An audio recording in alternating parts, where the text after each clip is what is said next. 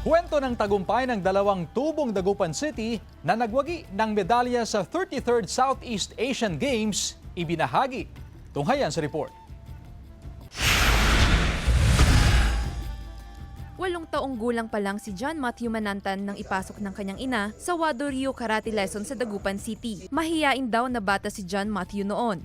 Parang nakita ko doon siya nag-grow. Lahat ng suporta binibigay ko sa kanya. Sa paglipas ng panahon, nakitaan ng karakter at determinasyon si John Matthew na dala-dala niya sa iba't ibang national at international competition. Andun yung pagmamahal niya dun sa sport pagdating ng mga competition. Andun yung sinasabi natin na champion heart. Ang pagsisikap ni John Matthew nagdala sa kanya sa tugatog ng tagumpay sa 33rd Southeast Asian Games sa Thailand, kung saan nasungkit niya ang bronze medal sa karate 67 kg kontra sa pambato ng Singapore. Sobrang overwhelming. Maraming na-inspire sa story natin.